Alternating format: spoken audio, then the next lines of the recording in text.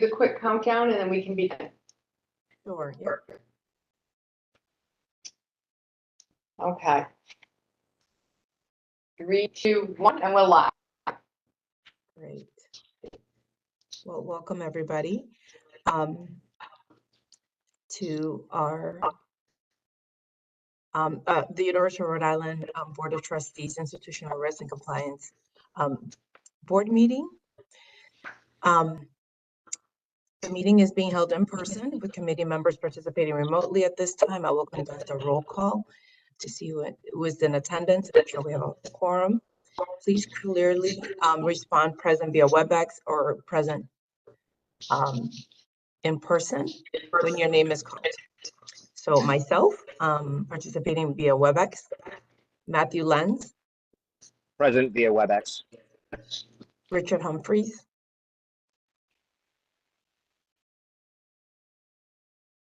Michael McNeely, Robbie Luna, great, Hannah Blanchard, David Caprio, Mark Parline. Present WebEx. Great.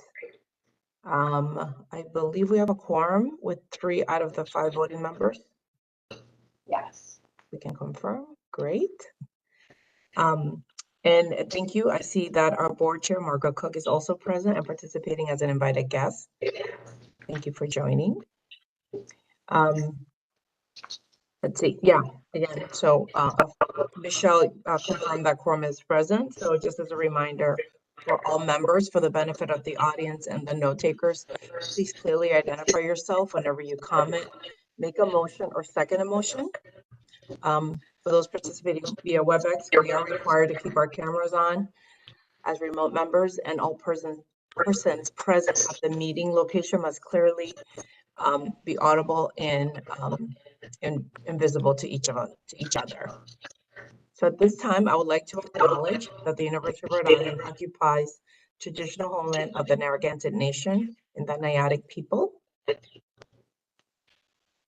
The first order of business is the approval of our minutes. So the meeting was held January 31st, 2023. So may I have a motion that the Institutional Risk and Compliance Committee approve the minutes of the January 31st, 2023 committee meeting? Is there a motion? So moved, Matt Lenz. Great. Do we have a second?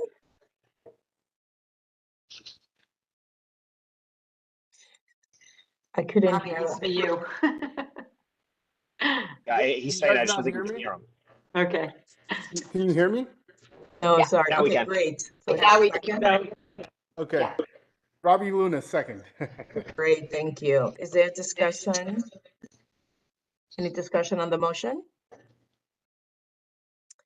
There being no discussion or further comments, I ask for a voice vote.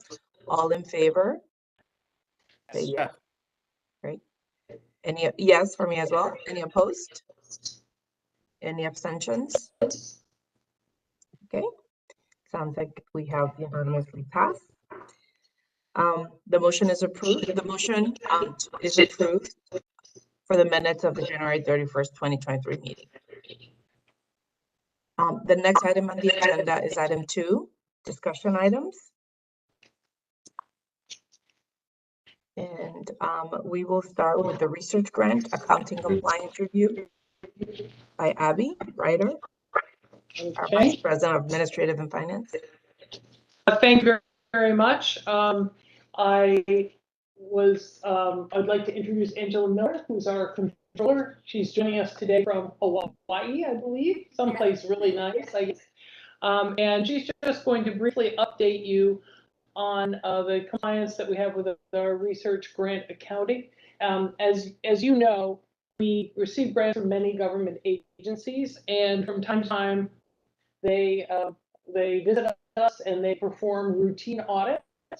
And right now, we're in the middle of a routine audit with the National Science Foundation, and there have been some findings, and Angela's just going to update you on how that's going. I do want to emphasize to the committee, if you're not familiar with research grants, that this is a regular activity of the agencies. It's not anything extraordinary. They perform routine audits all the time. Angela? Can everybody hear me? Yes. Yes. Good. Yep, and I echo that to Abby. This was just as a quick reminder. So I'll be providing you an update with the NSF audit, including the timeline, the status, and our potential outcomes as best we know. The audit was part of the audit plan in 2020 for NSF, where they set out to audit EPSCoR awards, and the university was one of 3 that were chosen. So the audit began in September of 2020. Next slide.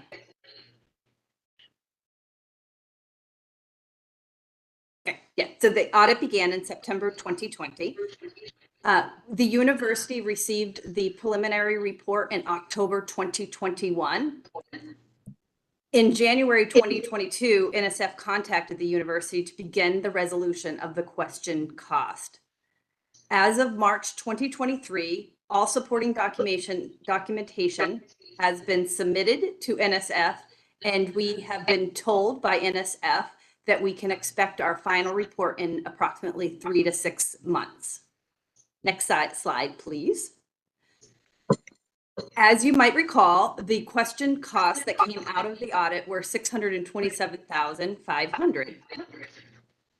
Of them, there was two of the smaller ones that the university has agreed to and will be reimbursing NSF for. Of other note is the larger amounts. The first one, the $268,000 that you see on here, was related to cost sharing, specifically cost sharing with the state of Rhode Island. And it was an award that went back 10 years and they just didn't have the proper documentation. The university worked with NSF and were able to expand our testing. And as a result, we expect this to be cleared. The next one, the $179,000, related to getting a prior approval for a consultant on an award. And on this one, we're less sure of the outcome, although we do feel that we've put our best effort forward to get it dismissed and are hopeful that it will happen.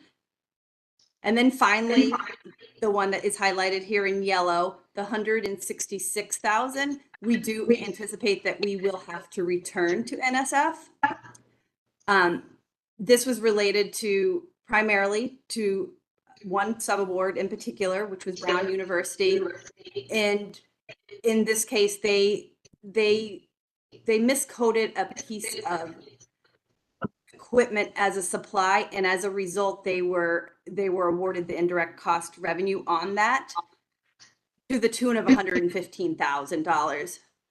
Our position here at the university is that that should be the responsibility of Brown to repay, quite simply because it ended up in their bank account, not ours. So that's my summary. Any questions? Has Brown agreed to pay that back? No, we are in negotiations with them. Of course, there's a chance with the final report that, I don't know, we're going to have to repay that. But once we get the final report, then those negotiations would continue. Why would we, if they have the money and it was incorrectly awarded, why would we have any liability? Question exactly. Well, but we're the PI. They were the sub-award, so I believe, and it was our award and they were our sub-award, so we do bear some responsibility in making sure that the sub-awardees are doing are appropriately, submitting expenses, and we did approve it, but it was submitted to us as a supply, not equipment. So we do have some, but we will be fighting that. The answer to that, Margot, is that we're accountable to NSF, and then we turn around and our sub-recipients are accountable to us. And so that's one of those things where that EPSCoR award was from 2012, I think. Yes. Right? It's a while ago. And so this is one of these things where Brown goes, well, that was too long ago and it's not our problem, where, we're just going to have to sit down and we'll go in at the appropriate level, whatever level that needs to be, even if it's from provost to provost or president to president, to say, look, you coded this and you owe us the money. So we're responsible to NSF, but then they are responsible to us, and they sign all the standard subrecipient documents. So I think ultimately we will prevail on that.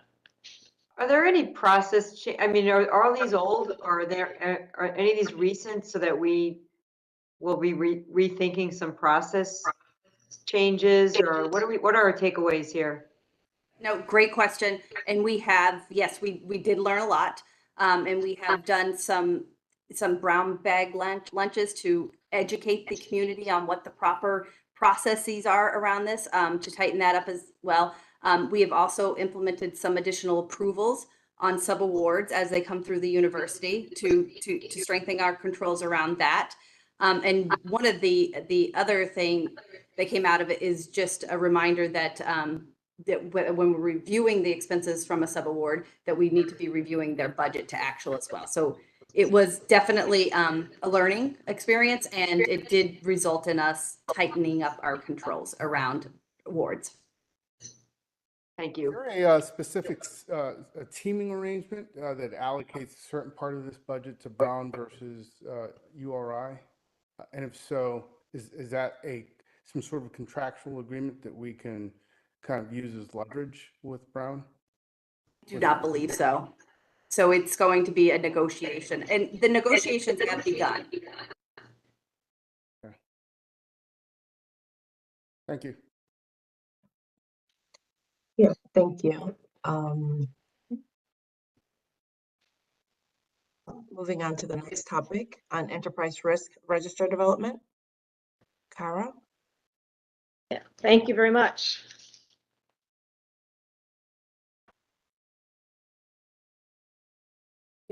Flip right to the first slide. Thanks. Okay. Back in 2020, I spoke to this group about enterprise risk management.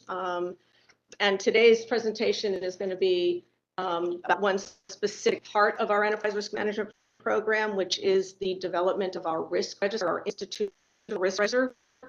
But just to refresh, and for those who might not have attended back 2020, the primary objective of enterprise risk management is to make risk management an integral part of our organizational and business planning process, where the goal is that it becomes a regular part of decision making at any level, so that considerations of risk are going into all of our decision making.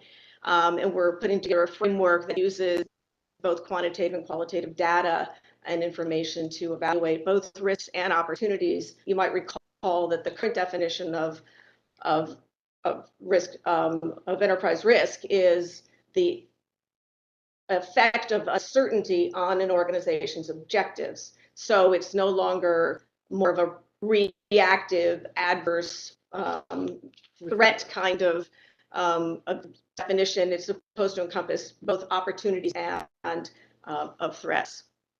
So so our framework has to take into account that not every risk is something that has to be defended, that some risks are worth taking to capitalize on opportunities. Next slide. And so for our framework for enterprise risk management, we use the internationally accepted standard, which is the ISO 31000. It is big.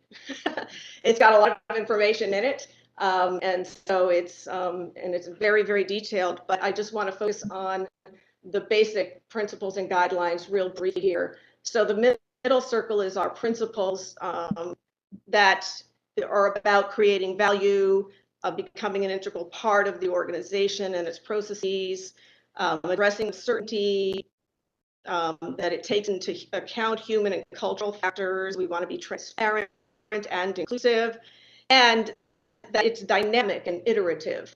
That means we don't just do it once.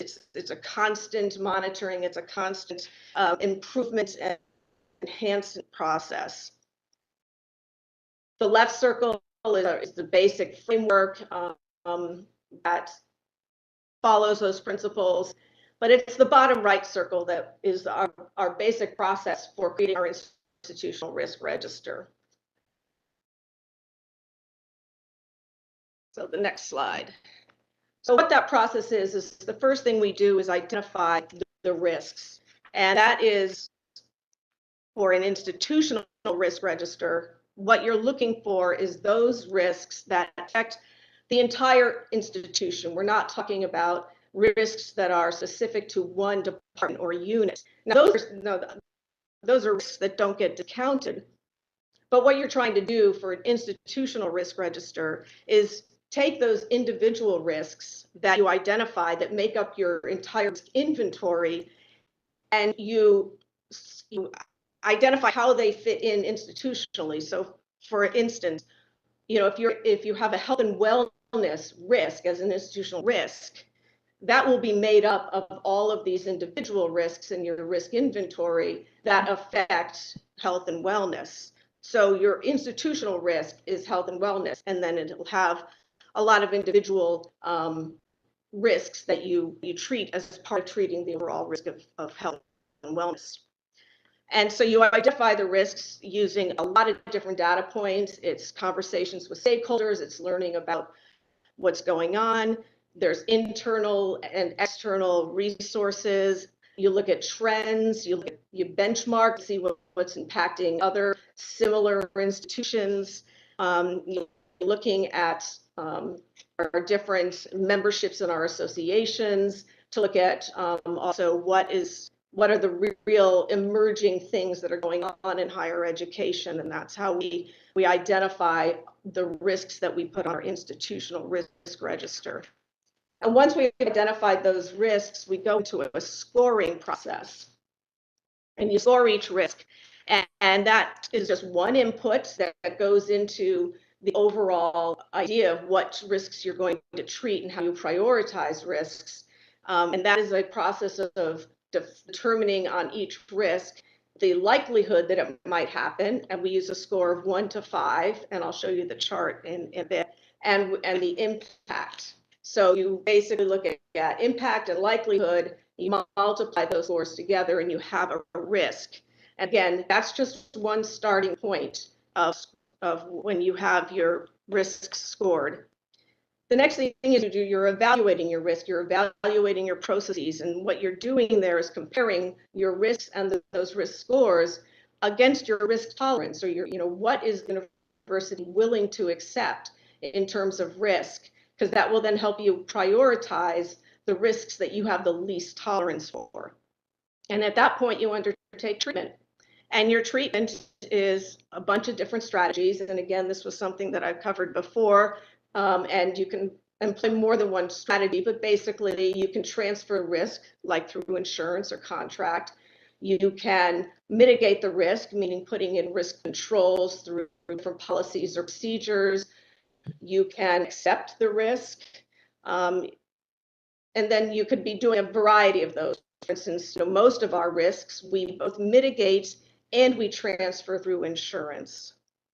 And then finally, as I said, because this is an iterative process, you have to undertake monitoring of other risks and how your treatment processes of those institutional risks are working. And you're doing that by looking at your controls and evaluating the controls that you put in place to make sure that they're working. You're looking at whether there's any residual risk as a result of the treatment. Is it a complete treatment, or is there some risk left over?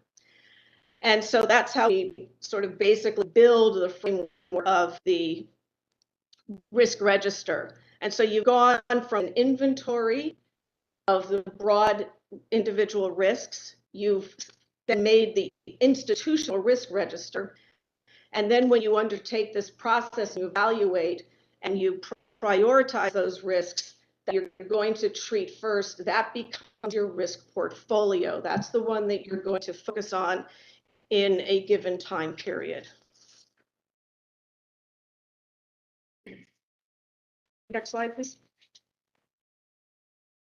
So again, this is back to the scoring, because you want to make sure that you're being clear and consistent in your methodology. So we have these different ways of scoring the risks that help us prioritize.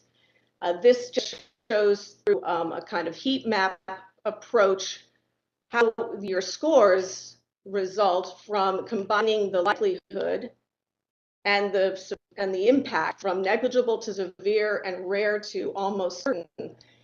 And so then your score can go from 1 to 25, and the different shades of blue show you about how more, serious the risk should be.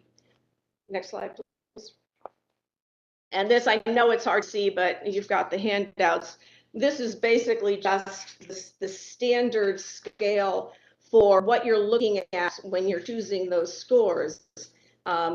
These are considerations that will help you decide whether it's minor or moderate.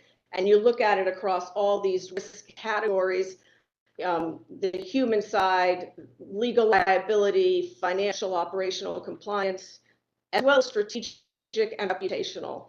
And all of those different kinds of risk categories are part of what you look at when determining your risk scoring. Next slide. So our process development overall, in terms of our enterprise risk management program and our enterprise risk register, is we need to be, defining roles and responsibilities, meaning who are the risk owners, who are the risk managers of any individual risk, and who is then going to be responsible for what in terms of treatment plans. And then when you get to a mature risk culture, you've got the awareness, you've got principles that constantly get reinforced. And so this becomes a part of the culture. This becomes that iterative process that becomes a part of everyone's everyday decision-making process. And then optimized execution means that we are, constantly on top of it. And, one of the things that we are looking at right now to help us get to a mature risk management program is to do some automation of some of our processes of developing the risk register and doing the risk assessments. Because now, it's a pretty laborious and very manual, and it's very time consuming. And we're looking at some various software tools that will help us speed up that process so that we can move our needle further down to the point of getting more mature in our risk culture. So that's sort of how we're developing the risk register that we've been doing over the last 2 years. We've produced, risk registers that are with the executive leadership for consideration of the of prioritization and treatment plans right now. That's it. Great, thank you. Is there That's a good question, Karina. Yeah, Margo. Have we gone through this kind of exercise before in this kind of detail? With this group? No, as the university approached it this way. No, we have not. That's why we started the enterprise risk management group, in order to start approaching and analyzing risk in a disciplined and structured way. And so this has been the process where we're developing the risk register, and that that's about where we are now. We have a first draft of a risk register. Well, it's our second draft, because we produced a risk register back in 21. And then this is the second updated version of the institutional risk register that was done for the 2022 calendar year. Right. So first of all, I think it's fantastic. I hadn't heard it before, so I applaud all of you for moving this forward. It's exactly what I'm used to seeing, repeatedly in my corporate life. And I think it would be great, Karina, if you had some kind of a dashboard developed so that, and I'm sure that's your next stage of this, but to have some kind of dashboard that this committee reviews, so you can see whether it's red, green, yellow, however you want to monitor it. Sort of what are the major things that are sticking out that come out of your oversight? Yeah, exactly. We have to develop some charts and ways to graph the information, and then some of the tools we're considering actually create the dashboard, automatically. They just pull the data from that you've got, and they automatically insert it into those heat maps and charts. Great. Thank you, Margo. Yeah, that's a great idea to be able to review the dashboard periodically. So to that end, have you taken any topics through that you've added to this risk register? Or are you in the process of that? I'm sorry, I couldn't hear. Are the there whole any thing. topics that you've actually mapped yet through that? Oh, yeah. Oh, actual risks? Yes. Yeah, I mean, some of them that any institution faces that's on every higher education's risk register are things like the risk of a declining enrollment, which has, affects financial and all sorts of other risk categories. Compliance is always on everyone's risk register. Last meeting I spoke to you about Title IX, that's a major, compliance area that every institute of higher education is looking at right now from that institutional risk perspective, things like that. Okay, great, thank you. And then do we have like a global pandemic out there? We do We now. do. We actually have had a pandemic and its aftermath as not just COVID, but just the general category of pandemic has started hitting everyone's risk register in 2020. So that never happened. So I'm going to echo what Margot stated in that I'm used to seeing this in the corporate world as well. Ultimately, what these risk registers lead to is a justification for the utilization of resources, whether it's human capital or financial resources required to mitigate a risk. I'm sorry. Have we gotten to that point yet where we can attribute what any sort of resources that are required to mitigate risks for the university? On the institutional wide scale, we're just beginning that.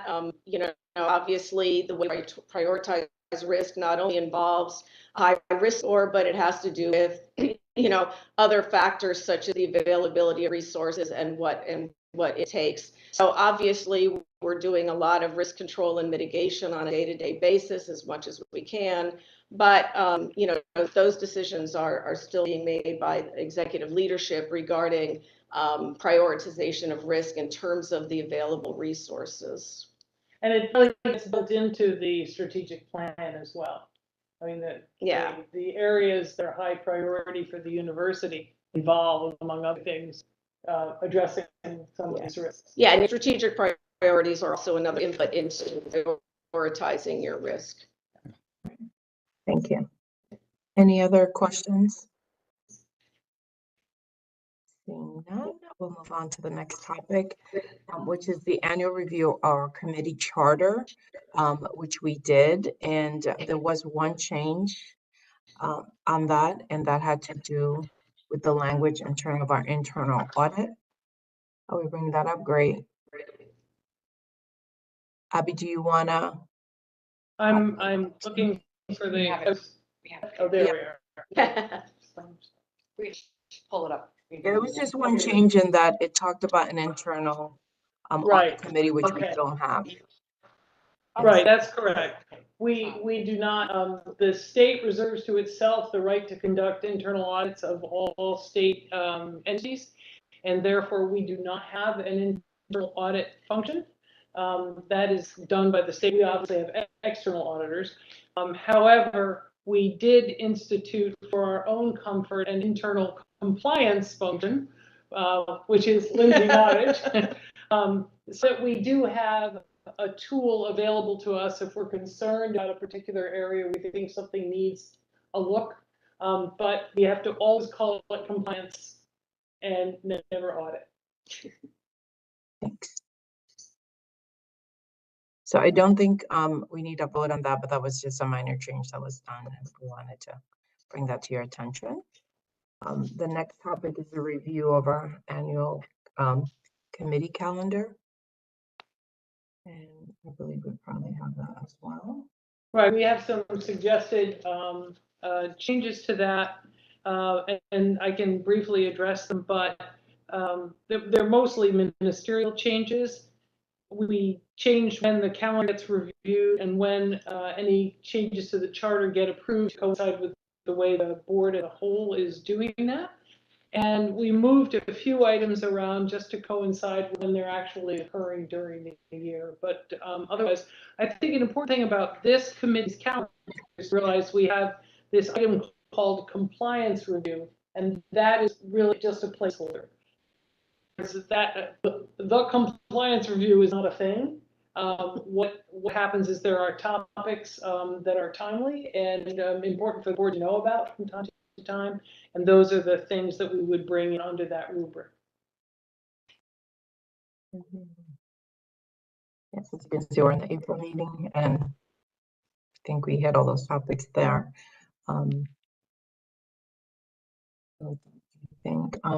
So the next item on the agenda is item 3, our executive session. So the committee seeks to enter into executive session.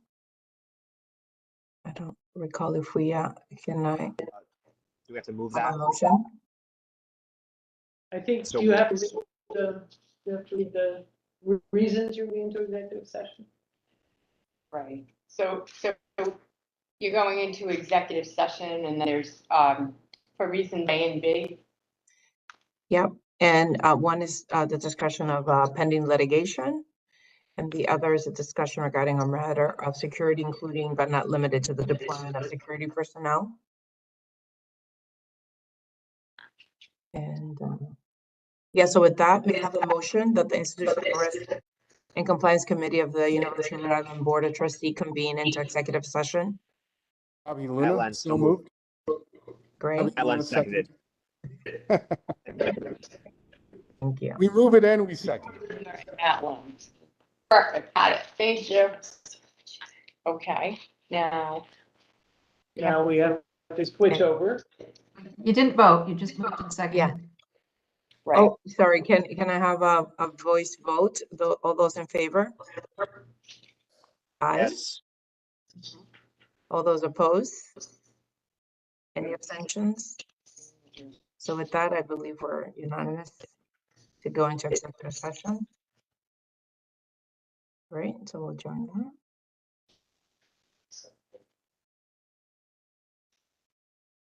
Angela, did you get a invite to switch over? Can you give Angela an invite to switch over? Angela Miller?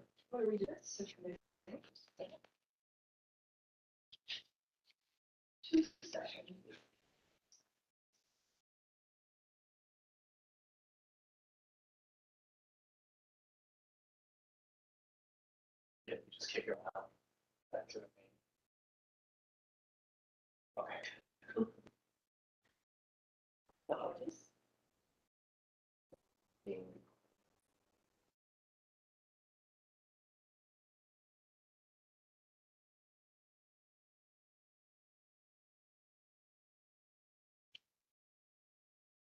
I love technology, I hate it. know it's supposed to have some music.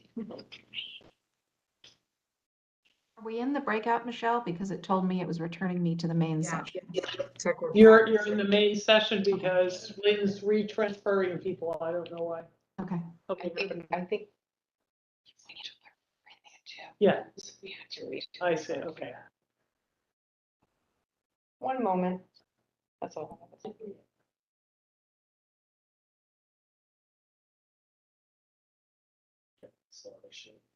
Another two. It's probably one.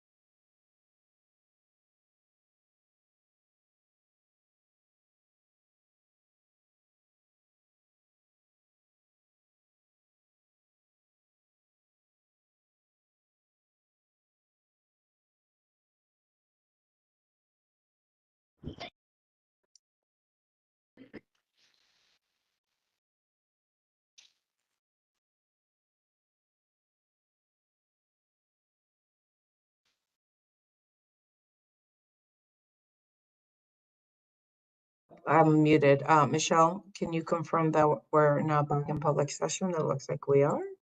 Yeah. Yeah, okay. So the Institutional Risk and Compliance Committee of the URI Board of Trustees now convene in open session. The first order of business is to open a motion to seal the executive session minutes. May I have a motion that the minutes of the Institutional Risk and Compliance Committee executive session be sealed? Bobby Luna, so moved. Have a Matt second. Lenz, seconded. Any discussion on the motion? There being no discussion, I ask for voice vote. All in favor? Say aye. Aye. Aye. Any opposed? Any abstentions? There being a unanimous vote, we will those who, yeah, so the motion is approved. So the next item on the agenda is item number 4, to adjourn. May I have a motion to adjourn? Bobby Luna, so moved. Matt Lenz, seconded. Great. Any discussion on the motion? There being no discussion, I ask for a voice vote. All those in favor, say aye. Aye. Aye. Any opposed? Any abstentions? There being no opposition to the adjournment, I will adjourn the meeting. Thank you, everybody, for joining. And